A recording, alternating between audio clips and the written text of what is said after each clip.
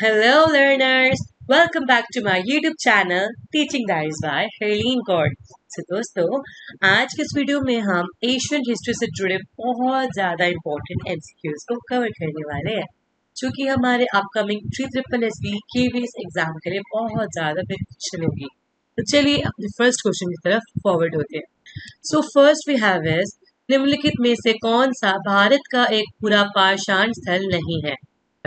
पूरा पाषाण जो है ये उस टाइम को कहा जाता है, उस पीरियड को कहा जाता है जब मानव ने औजारों का और पत्थरों का इस्तेमाल करना स्टार्ट कर दिया था एंड इवन वो यूज हो गया था इन चीजों से। ठीक है, भीमबेटका गुफा, कुरनूल गुफा, हुसंगी गुफा या बराबर गुफा।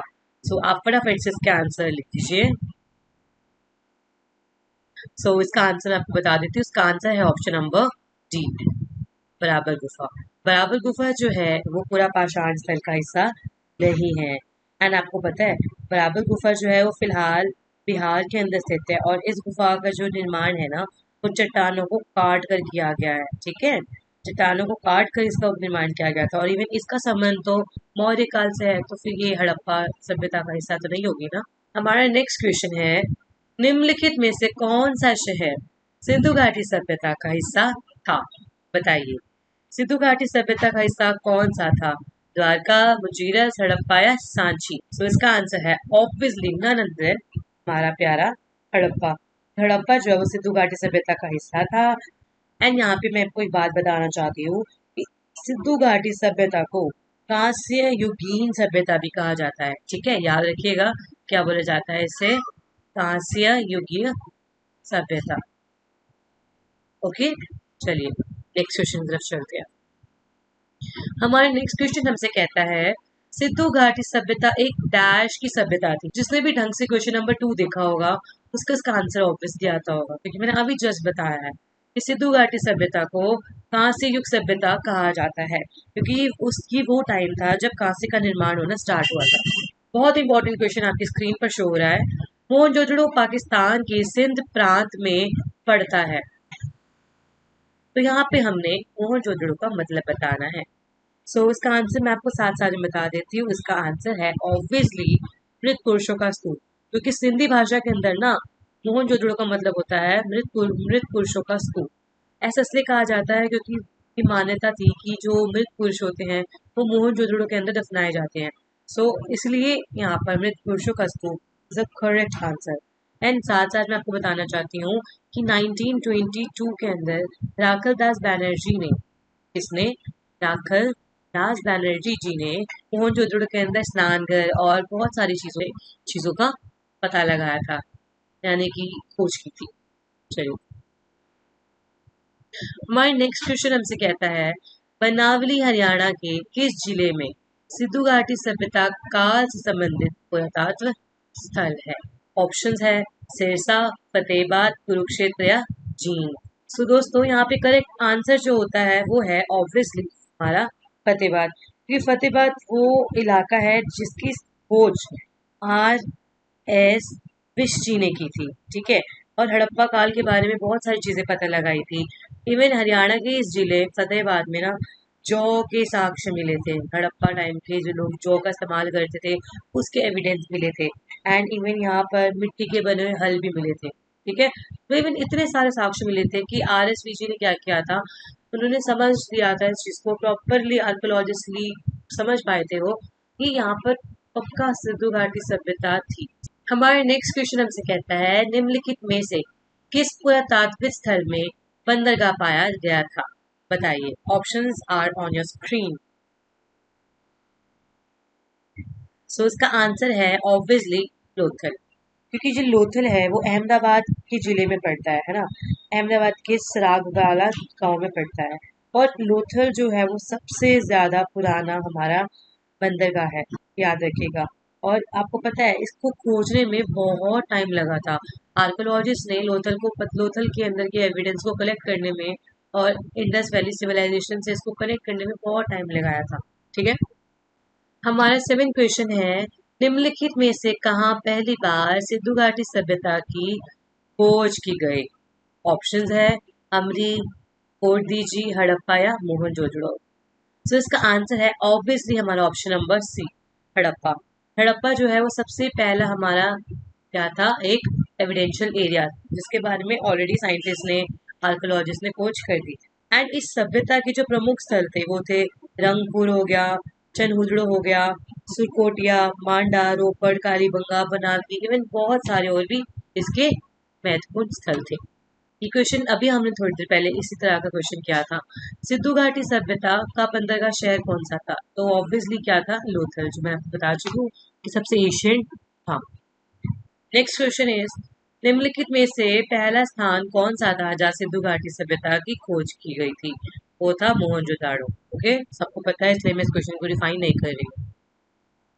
हमारा 10th क्वेश्चन जो कि बहुत ज्यादा इंपॉर्टेंट है, निम्नलिखित में से सिंधु घाटी सभ्यता स्थलों में से महान स्नानघर कहाँ पाया गया था? जो आपको पता है ना, हड़प्पा टाइम पे बहुत महान विशाल स्नानघर बनाए गए थे और बहुत सिस्टमैटिकली, बहुत नगर नियोजित करके बनाए गए थे। तो आपको बताना है वो कौन सी जगह थी जहाँ पे ये पाए गए थे। सो इसके ऑप्शन है हड़प्पा, मोहनजोदड़ो, कालीबंगा या धोलावीरा। सो टाइम वेस्ट ना करते इसका आंसर फटाफट से मैं बताती हूँ। इसका आंसर है ऑप्शन नंबर डी, मोहनजोदड़ो। क्योंकि मोहनजोदड़ो में बहुत विशाल स्नानघर या और जलाशय, दुर्ग के टीले, ये सब चीजें मिली थी। एंड इवन ये एक सार्वजनिक स्थल थे। और आपको बता देती हूँ उसका जो एरिया कुछ था वो था 11.88 मीटर एंड जो इसकी लेंथ थी वो 7.01 मीटर थी। क्वेश्चन नंबर 11 कहता है, निम्नलिखित में से हड़प्पा काल के किस स्थल में समुद्री व्यापार के साक्ष्य मिले हैं? अब बताइए समुद्री व्यापार के साक्ष्य कौन से इलाके में मिले होंगे हड़प्पा के? सबसे पहले तो देखिए, यहाँ पे हमें लॉजिक यूज करना है कि समुद्री व्यापार कहाँ पे हो सकता है? जहाँ पे बंदरगाह हो, है ना। और बंदरगाह कहाँ पे होगा? बंदरगाह था हमारा ऑब्वियसली लोथल के अंदर, क्योंकि सबसे पुराना बंदरगाह था हमारा गुजरात के अंदर पड़ता है। तो इसलिए दोस्तों, समुद्री व्यापार का जितना भी एरिया था, यानी कि जहाँ पे भी समुद्री व्यापार होता था वो हड़प्पा मोहनजोदड़ो के बंदरगाहों में होता था। और सबसे पुराना बंदरगाह हमारा लोथल पड़ता है, इसलिए यहाँ पे हमने लोथल का नाम करेक्ट कर दिया है। नेक्स्ट क्वेश्चन, सिद्धू सभ्यता का नेक्स्ट क्वेश्चन, सिंधु सभ्यता का प्राचीन बंदरगाह कौन सा है? वो है हमारा प्यारा लोथल, बहुत बार आ चुका है। देखिए इतना ज्यादा इंपॉर्टेंट क्वेश्चन है ना, GSSB LDC तक में आया हुआ है ये।